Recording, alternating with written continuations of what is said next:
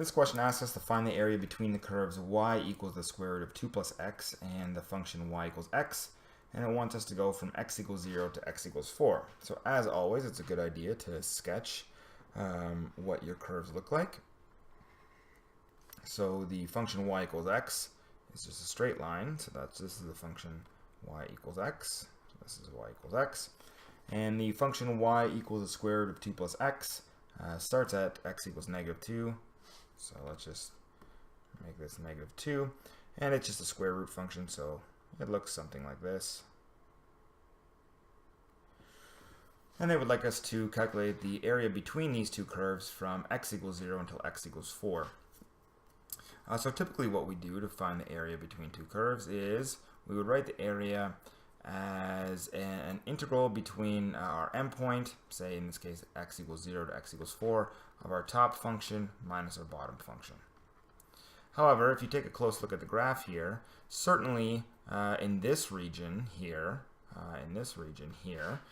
the top function is y equals square root of 2 plus x. So that's the top function here, and the bottom function is y equals x.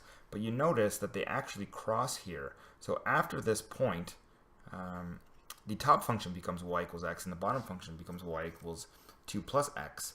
And we're going from 0 to 4, so it might be a good idea to check, does this crossing happen before or after x equals 4? So what I'm going to do is I'm going to just solve for the intersection point to see where these, to see the x value where these functions actually cross. So to do that, I'm going to set the two functions equal to each other. Square root of 2 plus x equals x. If I square both sides, I get 2 plus x equals x squared. If I move everything over to one side, I get x squared minus x minus 2 is equal to 0, which I can factor as x plus 1, x minus 2, which has the solution from here, x equals 1, or sorry, x equals, x equals -1 or x equals 2. X equals -1 doesn't really matter to us because we're only interested in x's that are going between 0 and 4. So this is really the solution that we're interested in. So what we can conclude here is that these two functions actually cross at x equals 2. And we're supposed to actually do the integration all the way up to x equals 4. So we're interested in not only the area in between the two curves in this region, but also the area in between the two curves in this region as well. So the role of top and bottom function actually switch when we hit x equals 2. So we're going to have to split up our area, and instead of going from x equals 0 to x equals 4, we're going to split it up to go from x equals 0 to x equals 2, and then from x equals 2 to x equals 4. So let's go ahead and do that. So the area is equal to the integral from 0 to 2 of the top function, and in the region from 0 to 2, the top function is the square root, and the bottom function is just a line. So this becomes the top function, 2 minus x, minus the bottom function, which is just x dx, and then the integral of the second area, which is the area that goes from x equals 2 to x equals 4, where now in this region, the top function is actually y equals x, and the bottom function is the square root function. So here we have the top function minus the bottom function, 2 plus x dx. And I just realized that this was, I need to fix this. This is 2 plus x. Okay, so just to clarify again, the reason that we had to split this up into two different regions was because the role of the top function and the bottom function actually flip-flopped as soon as we got to x equals 2. So here is the region where the square root is the top function, and here is the region where the square root is the bottom function. But that's no problem. Now that we've split it up, we should be able to calculate this. So using my definite integration rules, I know that I can split this up into the integral from 0 to 2 of the square root of 2 plus x dx minus the integral from 0 to 2 of x dx plus the integral from 2 to 4 of x dx minus the integral from 2 to 4 square root of 2 plus x dx. So again, that's just using my rules of definite integrals, how I can split them up. So what I'm going to do now is, of course I could go ahead and do each of these on their own, kind of all in a line, But usually when you have a complicated problem, what you want to do is you want to split it up into simpler problems and then combine everything at the end. So what I'm going to do is I'm going to call this integral 1. I'm going to call this integral 2. I'm going to call this integral 3. I'm going to call this integral 4.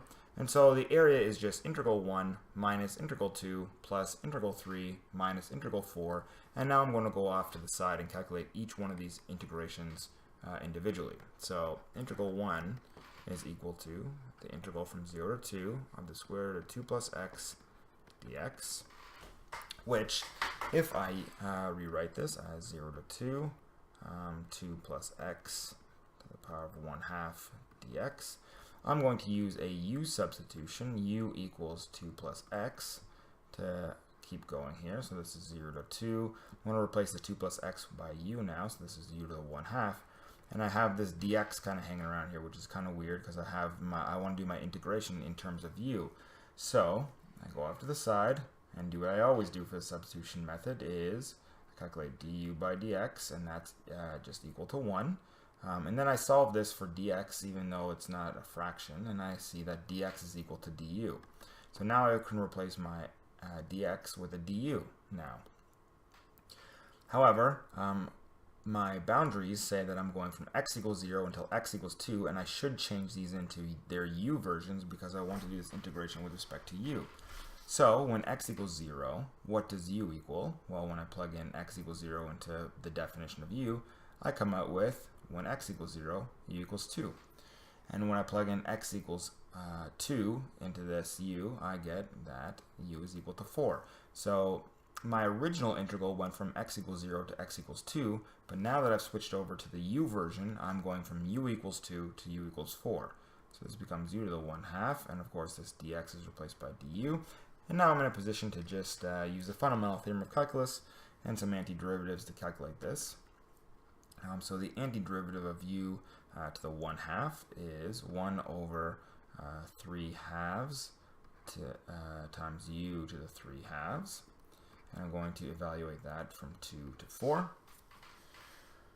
And so what I do there, this is just 2/3. This becomes 2/3 when I plug in the 4. This becomes 4 to the 3/2 minus 2/3, and then I plug in the 2. This becomes 2 to 3/2. The square root of 4 is 2, and 2 cubed is 8, so this becomes 16 over 3 minus, and here we have 2 to the 3/2, which is actually the square root of 8, and the square root of 8 can be simplified to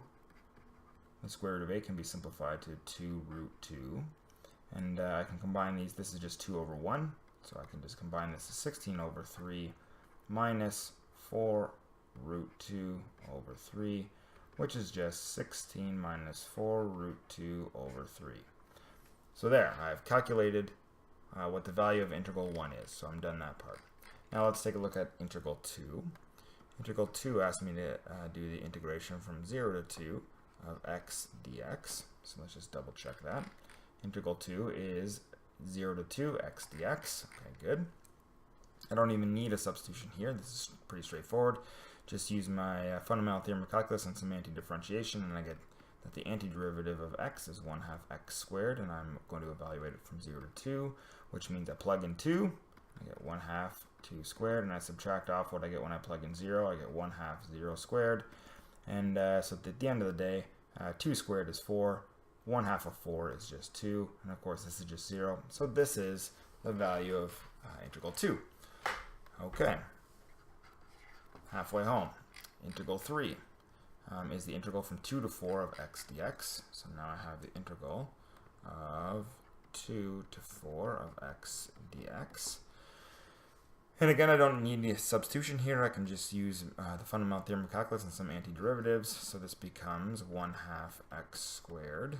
And I'm going from 2 to 4 this time, which means I plug in 4, and I get 4 squared, and I subtract off what I get when I plug in 2, which is 1/2 2 squared, which means I have 4 squared is 16 times 1/2 is 8. 2 squared is 4 times 1/2 is 2, so I get 8 minus 2, and so this answer is 6.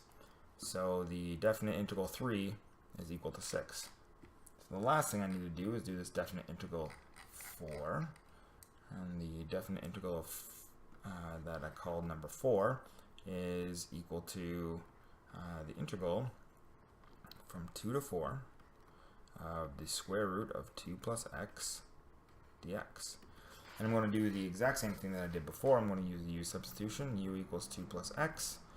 And if I do that, my integral becomes the integral from 2 to 4, the square root of u, which I can write u to the 1/2 dx. And I'm going to go over here and do my derivative because it's a substitution method. The derivative of u with respect to x is just 1.